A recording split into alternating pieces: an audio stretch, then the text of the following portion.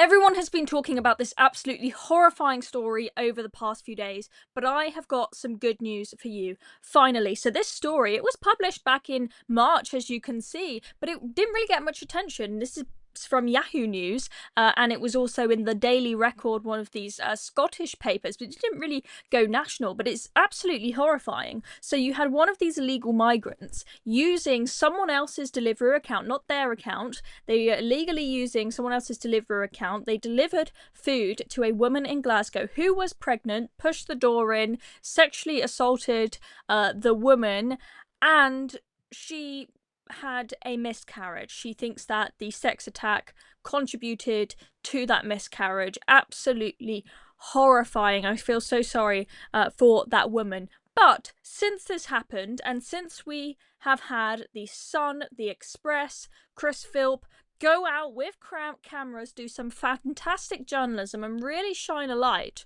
on the epidemic of people illegally using accounts for Deliveroo, Just Eat, Uber Eats, etc. Finally, something is happening about it. A crackdown is starting. We have meaningful progress on this. So Yvette Cooper has called for a nationwide blitz on asylum seekers taking jobs after being shamed into action. So you can argue she should have been doing something before the journalist went out and shone a light on it, but a win is a win, ladies and gentlemen.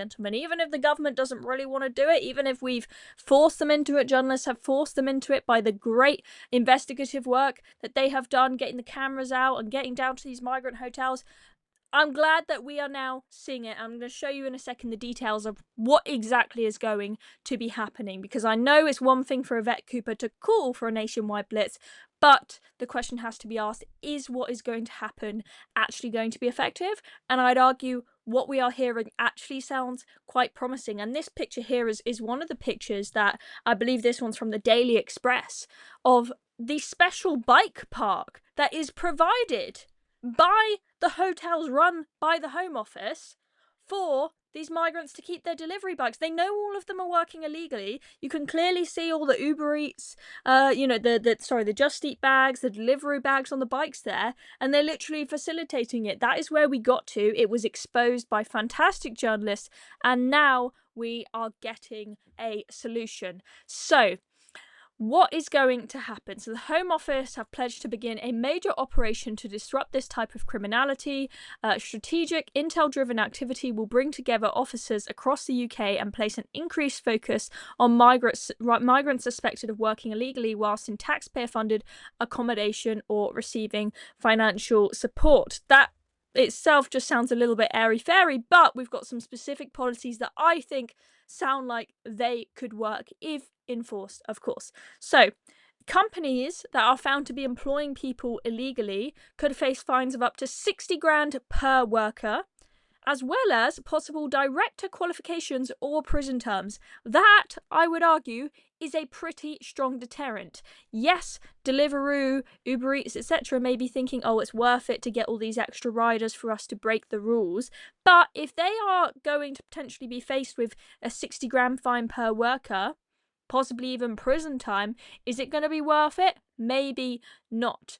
Labour has also claimed, this is in the GB News article on this story, that there has been an increase in enforcement and arrests related to illegal working since it came to power. Police raids on asylum hotels saw multiple arrests with mobile phones and bicycles being seized during the enforcement action in London. I don't know how much of an increase there has been, but what I will say is that, for example, the power of journalism, after Robert Jenrick went out, did that video of people fare dodging on the tube and bumping through the gates, and it went viral, there are actually more officers at police stations stopping fare dodgers now. Okay? That is the power of social media and the power of journalism. And even more good news on this, that actually gives us detail and suggests something is going to happen. So Deliveroo, Just Eat and Uber Eats have all committed to implementing enhanced facial verification checks within 90 days. So within 3 months' time, hopefully we should start to see some changes. Just Eat in particular have said they're going to change the checks from monthly to daily frequency, and they said it fully supports the government's efforts to combat illegal working. I think that change from monthly to daily that could make a huge difference, because it's one thing someone being able to verify their face at the start of the month and then handing their account over to some kind of illegal migrant to do the work the rest of the month. If there has to be daily frequency, I don't know exactly what these enhanced facial verification checks will entail, but I think that sounds like quite a big step, moving from monthly to daily checks. Fingers crossed that is going to have an impact. Deliveroo and Uber Eats have both given quotes saying that they are committed to helping stop illegal migrants from working, even if they're just saying that publicly and they actually would quite like the illegal migrants to work for them. If it is the case that we genuinely do have the enforcement of 60 grand fines and potentially even prison terms. I doubt the prison terms thing will happen because that's quite harsh. But if they genuinely do start getting slapped with fines, this will be effective, I think. So this is good news for once. Anyway, that is the latest. I'm Chloe Dobbs. Thank you very much for watching this video. Make sure to subscribe if you haven't already so you don't miss out on any more news updates. See you soon.